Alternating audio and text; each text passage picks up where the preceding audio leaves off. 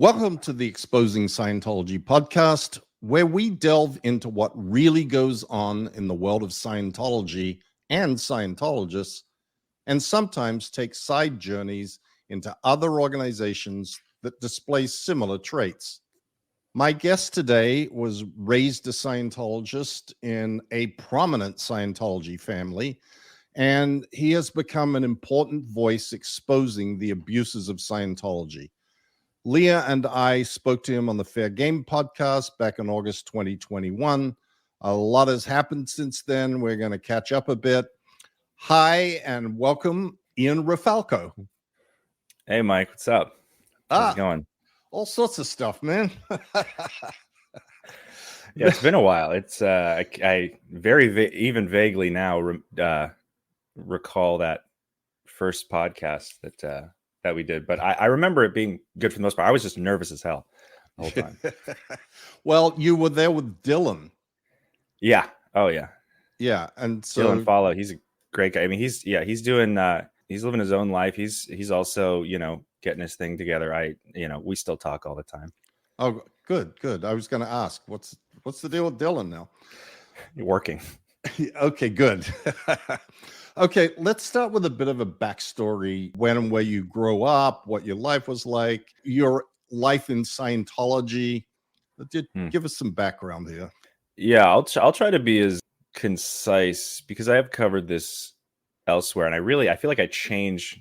I stumble over myself because I'm like, well, no, I've said that before. Have I said this? Have I mentioned this? I mean, even from a young age, we were always kind of on the move because both my parents started doing Scientology in, I believe it was California, San Diego, where my brother and sister were born.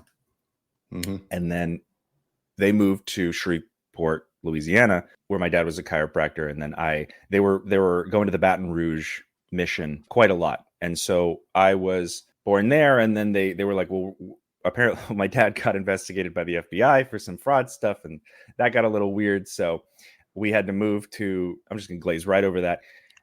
We moved to DC, where that's really one of the first things I remember is like walking around the halls of the DC org back when it was the Fraser building, Fraser Mansion. A lot of boredom, a lot of like absent parent, activities, like running around the streets of DC unaccompanied, a lot of moving around when I was a kid because there was always problems, and my parents were very poor parents, I guess. Wherever they excelled socially, it was just like they just had no idea how to relate to their kids, or definitely could have been worse, I think, in the context of other people I knew growing up. But with Scientology, it's never that simple. It's always like expectation. There's always like these weird guilt trips at every turn. There's these weird like emotional leveraging to meet a certain standard that L. Ron Hubbard thinks that you should already be at. So not a great childhood from my recollection, but I moved around a lot. I got to see a lot of places. I was sent to Scientology schools kind of all over the country. I started at a place called Chesapeake Academy in Alexandria, which was right across the street from a cement processing plant. So I'm sure, my body's just doing fantastic because all that. No unexpected illness is going to pop up anytime soon. Right. And then I went to Clearwater because my mom was doing her OT levels, and I went to Clearwater Academy. Awful experience, just horrific, rampant bullying. I don't think I've been bullied before or after that hard. Really? And then, yeah. Oh, it was a horrible experience. I was there for a few years, back and forth between Virginia and Florida. And then I went to Delphi for a summer, Delphi, Oregon. Then I went to what's it called? Mojave Academy in Daddle, New Mexico, which is like 4 hours in the middle of the forest, doing physical labor, chopping wood, waking up at, right, 6 a.m. something to do yoga or some shit, drink a smoothie, then spend the rest of your day in the mountains. It's just weird.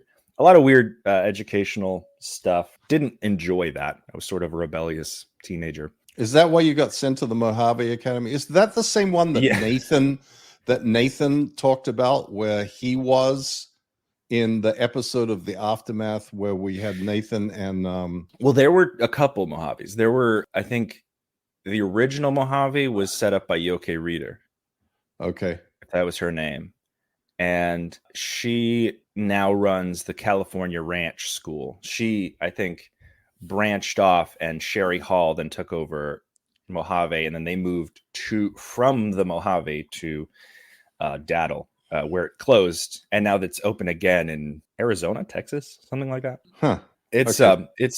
it's messed up. I've done a pretty intense streams, or a stream that was pretty intense about it. So people can go check that out. I did it with another ex-troubled teen school attendee, Elysia, who we had a good chat over there, and we showed a lot of pictures, a lot of videos. Tell us where to go to find that so that anybody. Oh, that's my YouTube channel at Ian Rafalko. I think Ian Rafalko is all my socials. I don't post a lot off of, unless it's YouTube or Twitter or TikTok or something like that. But I've been taking a break for a while, so I'm gonna be getting back into doing those things. But yeah, the education aside, I struggled a lot as a kid, especially with mental health, and like I found out that I'm on the spectrum for autism, so that didn't help being in a system like Scientology growing up, because they just do not give a shit. They take it as excuses and all that. It's like you're in a broken body, so just rise to the occasion or lock it the fuck down, Right. And so later it sort of came to a head where I was getting into trouble, and then my parents would bail me out and then leverage using Scientology as a way to sort of bribe me into being supported. Like I really had nothing to fall back on, no foundation. So like they'd be like, well, you can live back with us, but you will have to go to the org every day, and you will have to blah, blah, blah. Long story short, I got shoehorned into moving to Atlanta, where I joined staff. I was, I think, 21 around this point. That was 2016, I believe. And I did that, and it, sort of, I tried to use that. I started on my bridge just before that. So like when I got there, I was supposed to finish all my my lower case level up to like Ned, which is just before clear. Yeah. And from there I was sent to Flag to train 7 months into my staff journey, and I trained to be a class 5 auditor. It was 14-hour days, 7 days a week, 11 months. I think I had 3 days off, despite excluding ISO, which is when you're sick, they send you to isolation. And let me tell you, ISO at the staff motel, at the student motels, was awful. I mean, if you believe it, if you can't be alone with your own thoughts, you can't be sick at Flag. Period. Right. Period. Ian, before you go on, I just want to go back to something that you said earlier, where you said, my parents were very poor parents. And there are plenty of very poor parents in the world, and plenty of them are not Scientologists. Being a poor parent isn't necessarily, those two things, and being a Scientologist. What part of the poor parenthood do you attribute to Scientology? I mean, it's so much harder to relate when there's something so concept heavy as Scientology, and you really have to, I like to try, if I can, to put other people in my shoes, but then I have to come up with examples that need context and I, policies that that my parents were going off of, that I'd have to explain. But I'll summarize it like this. I'll say Scientology and what it requires of you has a lot of roots in the narcissism of the founder, L. Ron Hubbard. And I think, and I mean, you've met him. I haven't met L. Ron Hubbard, but I can say that, like, from my observation, he was a sort of narcissist who desperately wanted the world to validate his ideas desperately. So there was a lot of niceness in the front and bad shit in the back. Yep. And I think the way it's structured, like, especially from my parents, like, they would dangle this reward, that is Scientology, over my head. Like, oh, at every conceivable point in my life. Like if I didn't go to school on time, then it's, oh, well, I mean, it's so hard to bring up examples, but like I was always being essentially measured to an ideal Scientologist in some way. And what that meant to me at the time was there are these super powered mind reading agents that were like highly trained. Like there's a lot of like supernatural aspects to it that I should be afraid of, or I could be like them. And it was all about saving humanity in a very vague way. And it was, I had a lot of restrictions. I wasn't treated like a child. I wasn't given like a lot of liberties. It was always an inconvenience for me to be around, or be child. I have emotions. I developed tics out of anxiety when I was a kid. And my mom used to make fun of me for them and my whole family at a certain point was making fun of me for them, for like stimming or like shaking my hands or different things. So I kind of, my life has had a lot of repression, like forcing down all these things that I knew were like non-optimal and so emotions, empathy, whatever sparked this sort of this light Tourette's, which then just amplified into me ticking while I was alone, or stimming while I was alone. And it was just so much worse, but it was like in private, because I would, it was like automatic at that point. But, a lot of emotional manipulation, a lot of leveraging, a lot of, I don't know, it always felt like they were living this separate life and we were just allowed to stay at the house. Except, of course, if you're my brother who joined staff at like 11 or 12 or something, and then was sent at 13 to Flag to be trained as an ethics officer. Right. He was the golden-haired child of the family. Yeah, essentially. He got to, I mean, he's, as I've grown wiser after all this experience, I understand sort of his situation better. But he did live in my parents' basement up until he was married with children. So I don't have a lot of sympathy for, his situation when I was kicked out at like 16, 17. And, he was just chilling. And it was really weird. It was like, okay, well, so if I join staff, will I get to stay here? And they were like, no, you should have started way earlier. You should have started setting those bricks down to build that house a while ago. Right. So there was a lot of rift, like a huge rift. And my parents were always gaslighting me. My mom, especially, very, very heavy in that never happened when you were a kid. I mean, the classic thing that moms, I think a lot of people can relate to, narcissistic moms or moms who had, perpetuated abuse. They'll kind of just forget that happened and be so assured that it didn't happen. They'll just be, oh, that didn't happen. It wasn't that bad. But it's like, I distinctly remember you telling me that I was broken and you should send me to the org so they can fix me.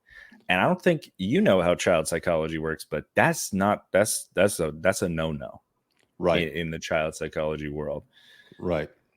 Well, Ian, when you recount this, it is like so many people who've been raised in these very, probably the right word is devout Scientology families. The people who give huge amounts of money, they are always pushing Scientology and Scientology solutions on everybody around them, and most particularly their family. There is an underlying, in my view, an underlying thread that runs through everything in those circumstances, which is this idea that family, genetics, children, parents, this is not important in Scientology. This is the body, not the spirit.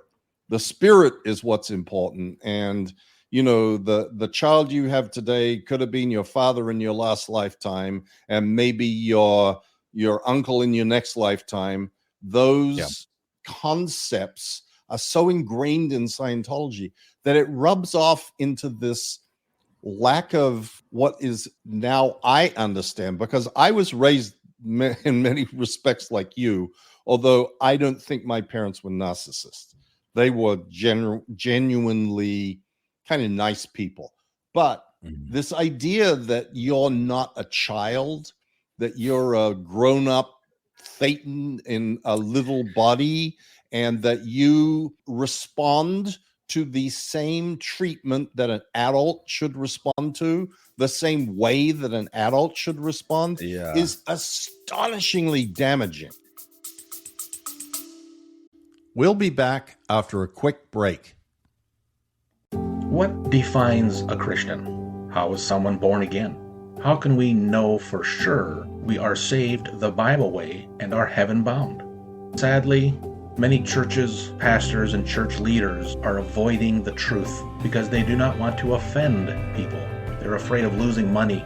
But as a pastor, it is my responsibility to make sure the truth is known. I'm B.R. Mall. Join me at Living God's Way in an Ungodly World.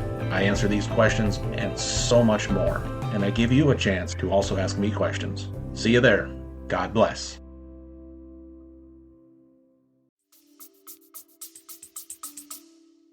Yeah, like literally, and all the research I've done since I left has just been like, do not do that. Right. Like this will fuck your kid up tremendously. Like one of the most important aspects to, or like one of the most, I mean, important is relative, but one of the most important aspects in like raising a child to become a stable adult is allowing them the freedom to be a child first. And then they like the development of the brain is just wired in this way. This is not like, oh, but maybe if I'm just really careful and I just answer all of his questions no. And you use that word devout. I like zealous because that's great. It implies this energy that Scientologists have that kind of pushes them to like go out of their way to like, because I remember my mom she was just so anxious all the time and insecure about like every place she was. And I never really thought of her as narcissistic until I found a bunch of files, that old reports from when she was on staff. She was on staff for like 2.5 years at DC, and just people did not like her at all. And she was getting reports written on her constantly. She was always trying to like go behind people and like get them. She's a classic sort of Karen attitude, always trying to get people upset. I mean, the only irony, the biggest irony there is her legal name is Karen. So yeah, I remember, just like a year or something, or a few months before I left, she started, that the phrase started getting popular. People were like, oh, this Karen I saw at the grocery store. And she was like, oh, that is so racist that people would say that. And I was like, absolutely not. You are delusional to think that. You are not only a Karen, but you are like a wealthy white woman living in Bethesda. Right. What am I going to say? Right. Well, you mentioned this and have brought up a couple of times this point about narcissism. I'm actually going to do a series of posts on my blog about that. I'm preparing them now, and I sort of posed myself this question, are narcissists drawn to cults, or do cults create narcissists? And I think that there isn't an either or in that circumstance, but I do believe in the case of Scientology, the writings of L. Ron Hubbard literally promote narcissism. Yeah, if you're susceptible to it, it brings it out. It nurtures it in you. Yes, and it tells you that lacking empathy or sympathy is a good thing, that sympathy is bad, that never fear to hurt another in a just cause. There are all these things that are ingrained in Scientology that if you become a really good, zealous Scientologist, you are effectively must be, to some extent, a narcissist. And it's a really interesting thing. I remember having this argument with this guy online about it, where early on in my speaking, in my advocacy, where he was trying to say, oh, you say that Scientologists don't have empathy. That's not true. And I'm like, look at the auditor's code where it says you must not have empathy, you must not have sympathy, but to be effective, you like take an oath to not have sympathy. And he's like, well, those are different. And I was like, tell me how they're different. Right. And then he couldn't.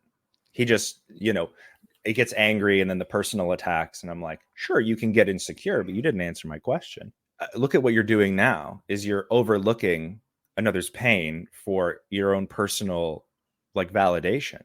You want to validate yourself in science, being a Scientologist, which if that has to be the first step, if you have to be validated first before you actually do anything of substance, that's not a sustainable system. That is not a workable system.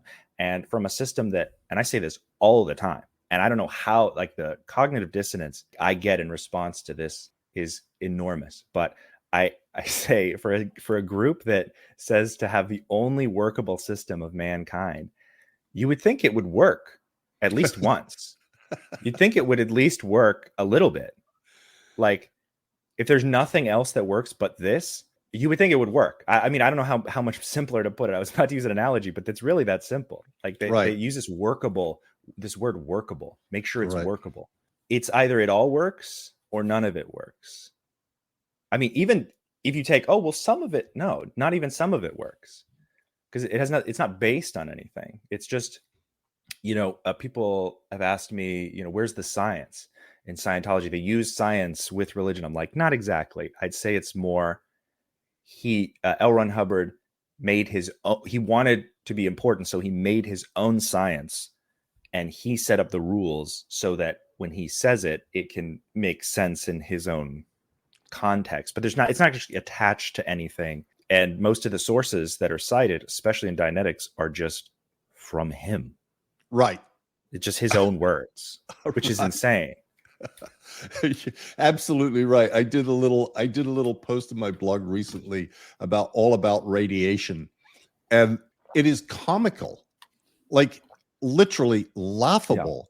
Yeah. And this was Hubbard in his glory, in the 50s, when he was like the new guru of everyone. Yeah.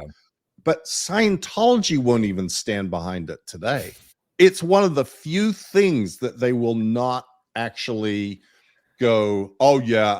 I mean, they will still say L. Ron Hubbard was a war hero. He was a great family man. He was this and he was that. But his rambling rants as, quote, a nuclear physicist about... He attended a class. That's like he attended he attended one of the earliest classes in radio. It's like, that's like, yeah. If I went to a pottery class and then took home a shitty mug, I wouldn't then say I'm a master sculptor. You wouldn't take a class. You wouldn't take a pottery class from me. I'm recalling History of Man, because I thought I knew enough. I could conceptualize it in my mind as, let's make this make sense, all this lore and even the Markab Confederacy stuff. But then I read History of Man and I was like, oh, so he was just out there. This is a basic book. This is one of the first books that you are exposed to. And I think it's sort of like, I mean, when I was there, nobody considered that book valuable. Of course. But it was weird because it was just like, oh, well, this is a bit heavy. This is a bit like in the cut. But I'm like, are we supposed to use this at some point? And the answer was no. Ian, do you know that is part of the course required reading for OT8? I 100% believe that, because I can't, I made it make sense. Like, I have mapped this lore, which is what I refer to. I can't even give it the decency of a proper label beyond lore, because it is fantasy, and requires a tremendous amount of faith to believe, let me tell you. But I tried to map this lore and I'm like, okay, I kind of made things make sense in my own way, where you can invest yourself a little more and it can still be very sci-fi, but it can be true for you. But History of Man was just putting tax in like the weirdest cards, like the clam implants, and there was like, they took the Thetan and they put it in a box and they vibrated it and shook it up and down, and that's why some people are allergic to shellfish. And I'm like, I don't know what the hell is going on here. Or women like those what, those glasses with the points on the end, the Yeah, horn rim you know, glasses. the horn rim glasses, because that's what the implanters masks looked like. It's like, who hurt this man? Who hurt Well, to such a degree? I mean, he's I a think misogynist, obviously, but I think that the real thing was that was drug trips, yeah, literally. oh, yeah. Like but the craziest thing about History of Man, and I put this on my blog a few times, it still contains Hubbard's reference. He goes through this whole history and clams and birds and this and that and the caveman and then the Piltdown Man. The Piltdown Man is mentioned in that book as part of the evolution of the human race. And with great authority and blah, that was proven to be a fraud in like the 60s. Like it was a complete scam fraud. That is still in the current edition of A History of Man because L. Ron Hubbard said it. If for all David Miscavige's rewriting, and David, if you're watching, you got to take some notes. I just like rewrite, just remove at least like 4% of the crazy shit. And you're going to get, I mean, let me tell you, it's almost a parody in itself. Cause like all I have to do to have a conversation with a Scientologist go contentious really fast is just take them to the places where they know, you know, you're going to break reality, or you're going to go over the line there, like with History of Man or London Congress of Human Problems, which I know is even for like an average Scientologist, sort of a niche one that not everybody has done. Or, you know, where he talks about he taught his cat how to attack the mailman, and he spoke to, like, his cat could understand full English. Or like, you know, he's explored the afterlife and found no pearly gates. Crazy attempts at poetry where it just sounds like an insane person. And they just break down. I mean, I can't do the work for them to understand the group that they themselves are going to bat for. Although sometimes it feels like that. Sometimes it feels like I'm arguing with a Scientologist and then I have to be more of a Scientologist than they are just to get them to understand their own concepts. And they're like, well, I don't believe that. And I'm like, well, actually, he wrote that in this policy over here. And they're like, that's verbal tech.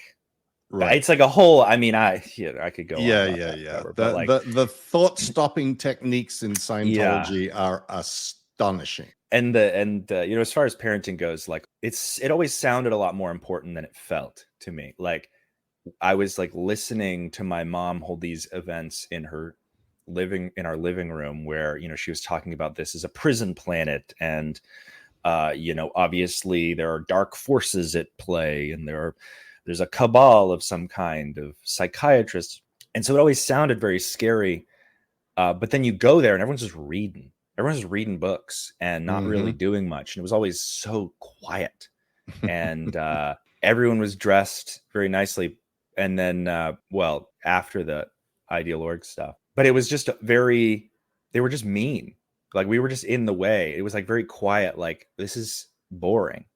Let's get to the alien stuff. Like, where's all the cool, like, you'd think if they had this like secret knowledge, there would be some, you know, finding out the technology is just words on a page was really disappointing. Yeah, I hear you. So when did you actually leave Scientology?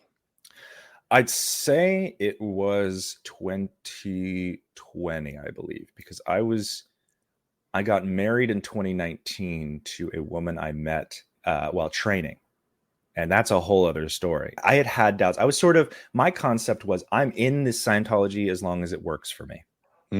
I'm doing it. And, you know, it just happened to work. I was getting a lot more personal praise from my family, like where I'd never had it before. And it was just very motivating and very positive. I got a lot of positive reinforcement for staying on the path, you know, going up the bridge. It's a pretty bright guy. So I was, you know, I was like the top sec checker in the internship, which means I was the best at taking finding out people's secrets and their crimes, basically. Right. So I would be pulled out of the internship for doing security checks on superpower auditors, or, you know, especially when I went clear, it was, I I was given all this access to these other people, and I could look through the clear folders and I could do corrections there. So it was like, it felt very important.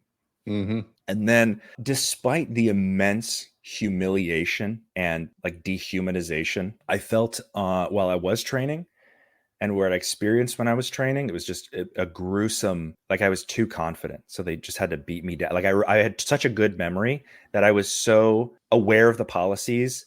And in Scientology, the policies really only give you so much power. Because if somebody's above you, they have the authority over you to exert the policies in a way that benefits the context of whatever they're trying. So you are beaten down. You can't. They're like, oh, every justice action is entitled to a petition that you can. No, they'll send your petition. They'll throw your petition in the garbage. I once did I was in this huge bad situation during my training, and I wrote what's called a job endangerment shit. And which is just something you write in that you have to write before you get applied a justice action upon you, so that you can like protect your statistics. When your statistics are up, you can't be pulled out of the classroom to be handled or whatever, because your stats are up, so you got to stay in the classroom. So they would physically pull me out of the course room so that I could not work, I could not study, I could not make points, I could not have a statistic at all, so that my statistic would drop for a day. And then they would say, okay, well, your stats are down, so we can now apply this. And so there was a counter to that even, and I wrote it up and I slid under the door. And the guy, Todd Pariani, who is my my master at arms, my ethics officer at Flag, huge dick. He was like just one of the meanest people. I mean, I'm not even going to say one of the meanest people, because his boss was even meaner than he was. But he just he just didn't give a shit about anyone who was underneath. I remember he showed it to me, and he was like, that it was like 3 pages long, this job endangerment shit. And he said, I read that and it was laughable. Okay. I'm not even going to take it into consideration. I can hand it back to you, or I can shred it. And I was like, well, I have a copy, so you do whatever you want to do. And I still have it to this day. Wow. But I do have a couple things. I have so it doesn't really matter in what order, like as long as you're in a position of authority over someone, it is just what you make it. You can kind of just pick and choose whatever policies apply and work. Well, there's just something about that, Ian, that I'm not sure that people understand, is how many contradictions there are in the writings of Hubbard. So you can go selectively. One guy comes and says, well, Ron says X, Y, and Z. Yeah. And the other guy says, well, Ron says A, B, C. And they're at complete opposite ends of the spectrum. Whoever has the most authority at that minute wins the policy battle. 100%. And I mean, especially when, I got in a lot of trouble, and I'm sure you'll see why, but I just was always very quick to say to superiors who are trying to punish me with things by telling me what a reference was. And I would just say, well, that's verbal tech. Can I see the reference? And the anger that I saw in some of these guys' faces, like I said it to the chief MAA at one point, because he was threatening me with something. The chief, it was like the head MAA for the OOT pools. So like all the trainees, all of them from every part of the world at Flag, and just like the fire in his eyes. It was just, even though it should have been perfectly okay for me to, say that. And I was like, man, so much emotion, so much HENR from this guy. He's got a, I love how many, once you're detached from that authority fear, like the amount of weapons you have against like Scientologists who have to argue against you, but they have no power over you anymore. Right. It is like holding a nuclear bomb in your hand. It is incredible how much power you have outside of that authority structure to challenge them conversationally, because they run away. They can't. I've been blocked by so many people for that reason. Exactly.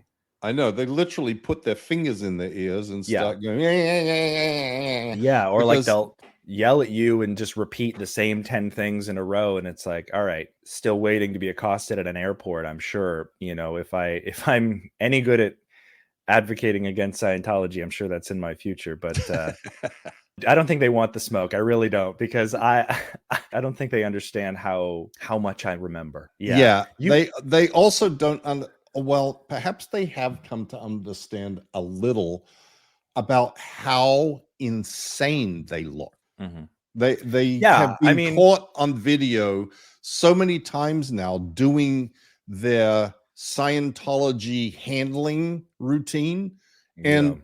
to the outside world, this is just everything they need to know that tells them Scientology is pretty nuts.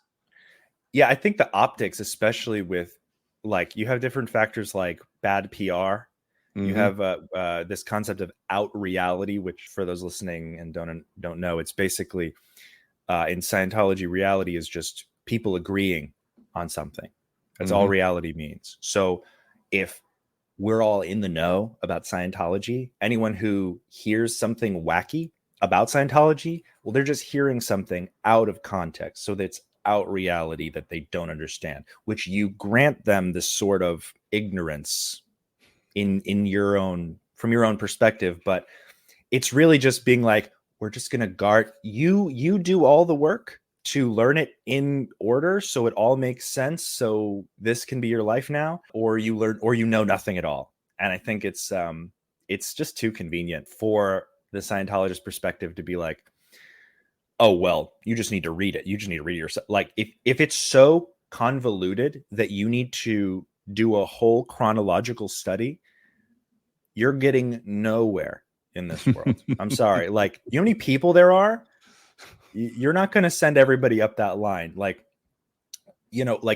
first of all, I have yet to see a Scientology book in Braille. I Right. mean, personally, maybe there is one or two out there, but like, it is so, like, the baked in ableism. I've seen people who've tried to get on the Cause Resurgence rundown, or who are in wheelchairs, and they're just not allowed. You literally, if you can't walk or slightly jog, you are just not allowed to do that. But if you do, you can do it every year. If you have exactly. if you have legs, and it's like, Exactly.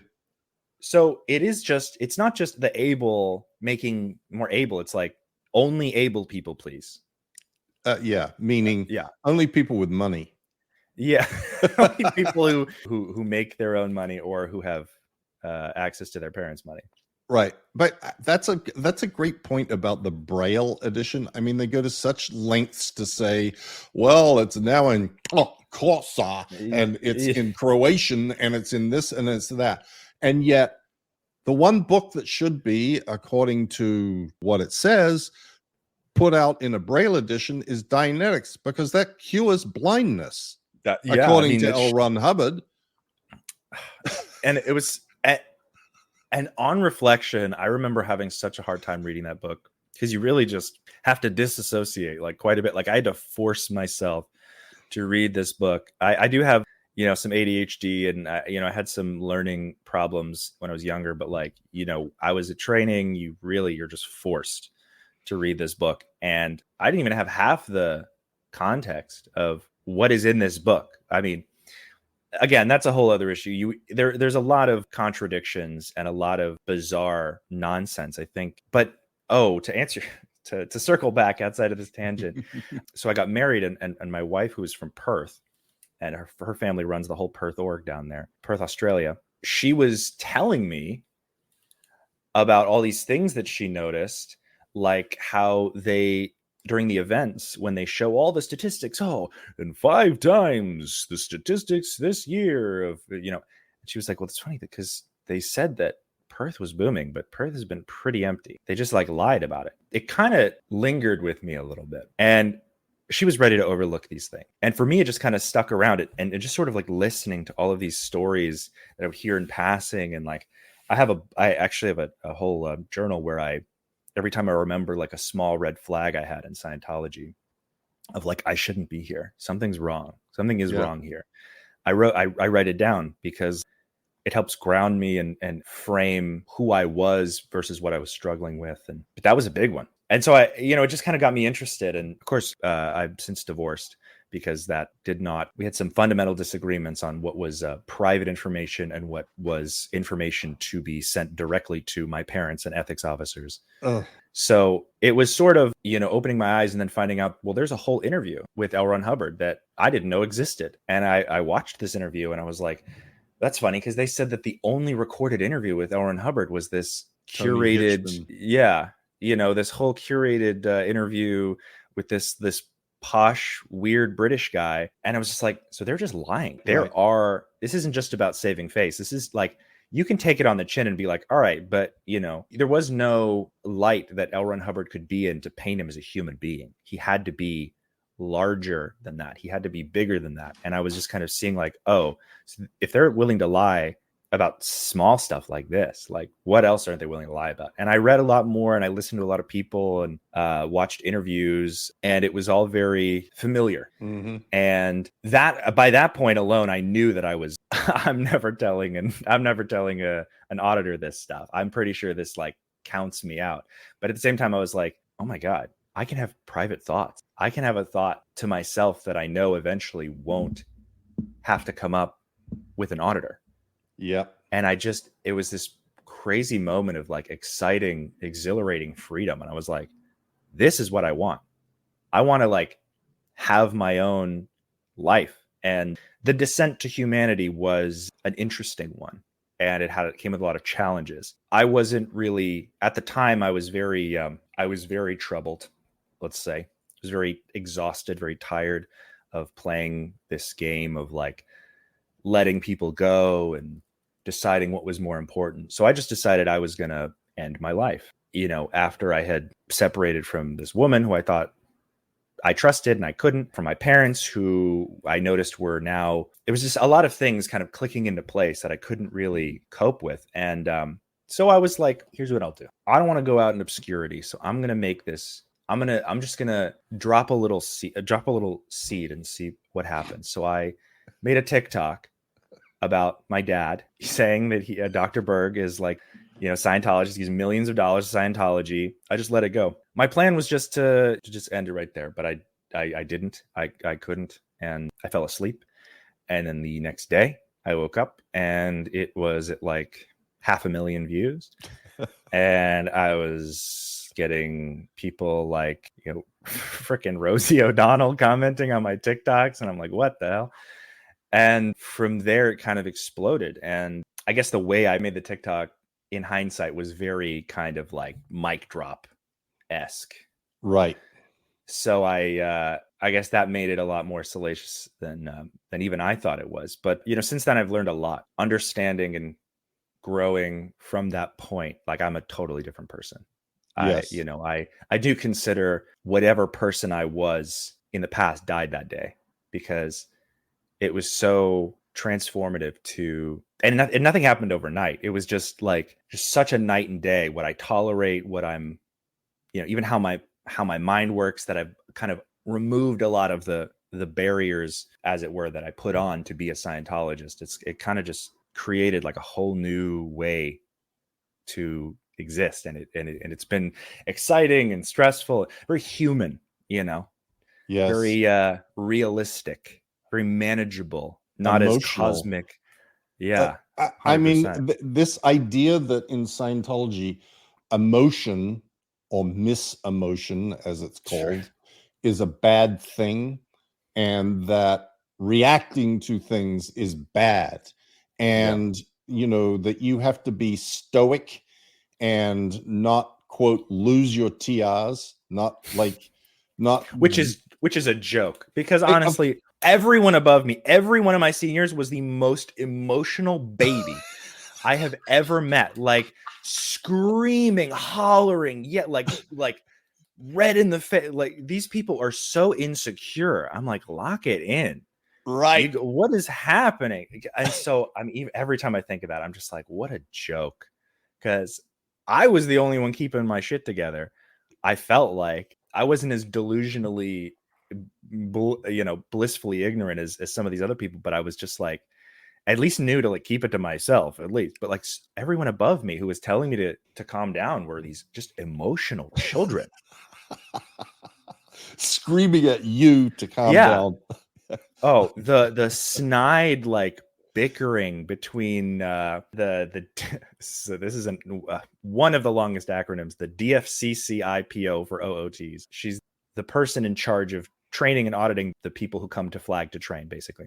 One of the meanest human beings I've ever met in my life, but like so insecure, like weirdly I don't know, like I just got these weird, like really weird emotional vibes from her in a way that was just so unprofessional. And all these, I was like, these are my seniors. Okay. Maybe they're just dialing it up to exert authority or whatever. I just thought it was so unnecessary. Yeah. And I get the it. reports they wrote on me were just so like personal. And I was like, oh, Jesus, what did I do? Yeah.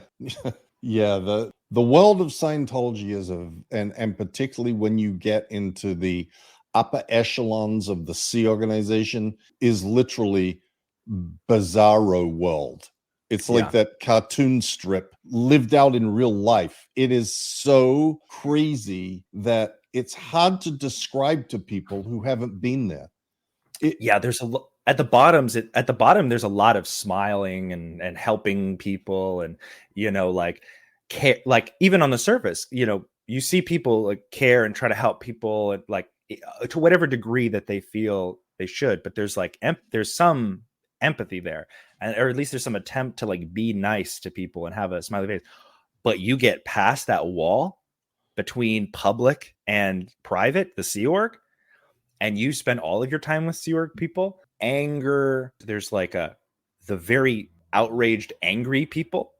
And then there are the people who are silent and afraid and terrified of pissing those people off.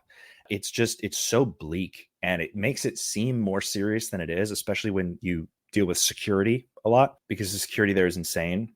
Yep. Walking these police dogs or like these German shepherds through the motels, like they're sniffing your rooms. They're like, and you're like, I'm here to read some books and learn how to counsel people. What the hell do I need to? They had laser tripwire alert systems and 4K cameras all over the place. But these rooms were put together like they were bug bed infested, small little 12 person to a room bunk beds with boarding school type like wood and like 3 cupboards to 3 little mini closets for everyone to share. And it was just so destitute. But yeah, those two halves were really crazy. I mean, we could talk about that forever. Yeah, I know. Let's just talk, seeing as how we're coming up on an hour already, and I like to keep these around an hour. Let's just talk. I know how difficult it is to walk away from or escape, or whatever word you want to use, this life, this way of thinking, all the people that everything, and start afresh. It's a daunting adventure that you embark upon, not knowing where you're going to end up exactly, not knowing how it's going to go down, but it can be very, very difficult to navigate your way through that. And without going into great details about it, I know that you did your TikTok, and then, subsequently you got attacked by your father's followers and, the flying monkeys of Dr. Berg and people on the internet and this and that, and came in for a lot of abuse. You walk out of an abusive environment into the environment that you think is going to be less abusive, and suddenly it becomes abusive all over again. And in some ways it's harder to take when the cocoon world of Scientology and the abuse that can dish out, and you finally think you're free of that, and then now you're being abused by a whole different world of crazies, and that's tough. But somehow you've managed to navigate your way through that to the point where you're at now. How? Well, yeah, I think pragmatism is important. I have always sort of functioned subconsciously, with this, I like to call it logic hardware. I'm always trying to, like, my brain is always trying to make sense of things and put it into a sort of practical logical meaning. And I didn't really have a lot of the facilities when I was growing up to nurture that at all. But it always made me the most annoying person in my family because I was just asking a lot of questions that they didn't have the answers to. Or it was always, I sort of stood out for these kinds of things. But outside of Scientology, what made more sense than I was this bad guy who was going against my family and airing all of our dirty laundry was that these people have no idea who I am and no idea who my dad is and no idea what Scientology is. They just emotionally feel attached to this man's content. Mhm. And they're responding out of fear that this person that they trust is not who they say they are. Mhm. And which is fine. I mean, I think the difference is it's how I choose to see them, and because it doesn't affect me in a real way. Somebody says, "Oh, this is your last warning. Stop making videos about Dr. Berg," and I'm like, "Or what?" Like, or what? And then they don't respond. It's like I've never been the kind of person to fear the inevitable. So, and I'm not someone who looks at time as some, how do I describe this? Like a probability. I don't see this concept of, in an alternate timeline. I think that everything that was supposed to happen is what did happen. And like, we have like this concept of free will, but in the sense of, people talk about time a lot in contrast to their own feelings of like guilt and their own want for time to roll back. And they want time to be this magical force that we can control, when in my opinion, it's just the observation of change, and it moves at different rates depending on certain physical factors. But I am here where, I've made the decision that I've made, and I can make further decisions, but I'm going to end up wherever I'm going to end up. I can't force people to change. I can't force people to go back in time and look at all of their mistakes. Like, I can simply invite people to look. And so for myself, I realized when I left, and I initially left, and I thought I had a good handle on it, and I was really just kind of responding to people and kind of just doing Q&As, and I was getting a lot of attention, and there were a lot of weird interactions with this attention, and I kind of was getting more and more anxious, and I realized this attention was very dangerous in a way for me. And I started having panic attacks, and I started having nightmares about Scientology, and just being in the flag building after having made these videos. And in my mind, I'm like, this is horrifying, to just be around that kind of social power structure. And so I was like, I can't live like this. I wasn't sleeping. I was, I would just stay up all night with my eyes closed, crying a lot about people that I had lost and about all this doubt and whatever. I was like, fuck it. All my apprehension about the mental health field, that's all Scientology stuff. I have to figure this out. I have to, like, that voice in your head. And and this is for anyone who's left Scientology and is like, I got this. That voice in your head that's like, I don't need to talk to someone. Yes. Because that is the Scientologist. That is 100%. Not all therapists are going to be perfect, but you shop around. You talk to people. You see what you like. Evidence-based therapy is just so. Okay. And you don't have to take medication right away. That's not even a prerequisite. But like I said, I need to find some help. So I started a GoFundMe, and I reached out to some specialists, and it's kind of stupid. I got a great response on that, and it was actually able to help me afford therapy for a good while. I mean, therapy is kind of expensive, so it didn't really last very long, but it got me to a stable point, and I learned a lot of very valuable things.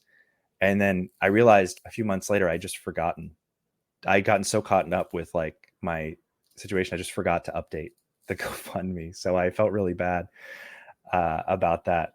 But then later I got a job, and I was like, okay, I don't need this GoFundMe anymore.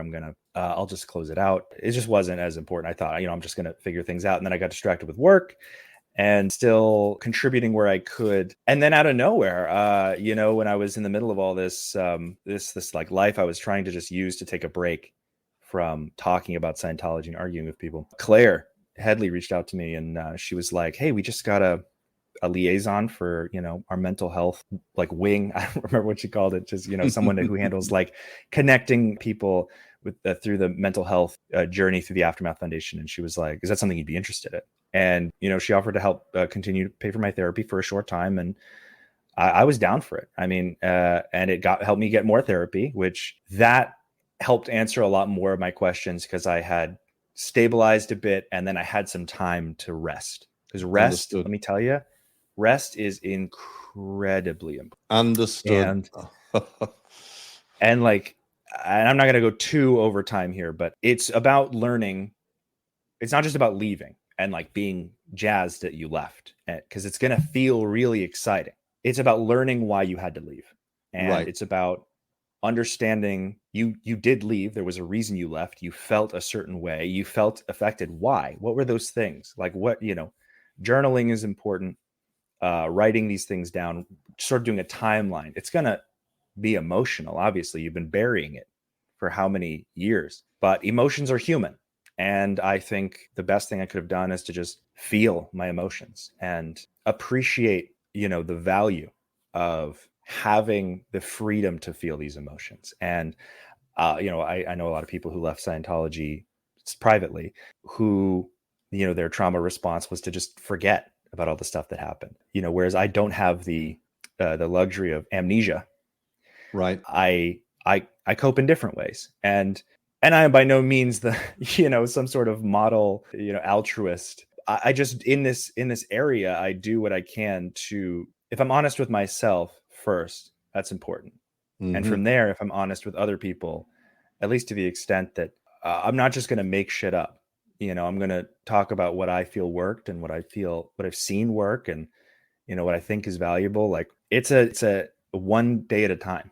It's just, you have today, appreciate today, learn something today about what happened to you. It's a long process, but personally, I feel like mine is a wound that will never fully heal in that way, but I make use of it. And I use it where I know it's needed. And I say things that I feel, that other people feel, help them to a degree. And that's the only reason I do it. If I wasn't helping anybody, I probably wouldn't be talking about it. I hear you, man. I hear you. We're going to end on that because you just summarized something that I consider so important. And I thank you for that. I think that your experience and your willingness to talk about your experiences and the insight that you bring is absolutely helpful to people. There are a lot of people out there who are, even if it's not former Scientologists or current Scientologists, it's people who have been engaged or have had experiences that are similar, and learning from others what they went through and how they have processed it and what was helpful to them, I think is something that is incredibly valuable, because when you walk out or escape or leave one of these circumstances, you think there's something wrong with you. Yeah. You believe that this is all on you, that it's all your fault, that you're crazy, that you just don't get it. You couldn't live up to the standards. You could, whatever, all of this stuff. And darn MUs. Exactly. It's just not true. And the more people that speak about their experiences and the more people who are out there willing to help, particularly therapists who understand the subject of high control organizations and particularly Scientology, the better. So I really want to thank you, Ian. It's been a pleasure talking to you. Maybe we should do another one at some point and talk about other things, because I find your perspective to be very, very easy to understand and very helpful to a lot of people. And that's the purpose of me doing this podcast. Yeah. I mean, now that I'm all for introductions, but usually I'm doing the first podcast with episode is usually a lot of backstory. So next time we can just talk about other things. Yeah, Talk go about it. go Yeah, go whatever. where it goes. Yeah, exactly. All right, man. Thank you again so much, Ian. Really a pleasure. Absolutely. Happy to do it.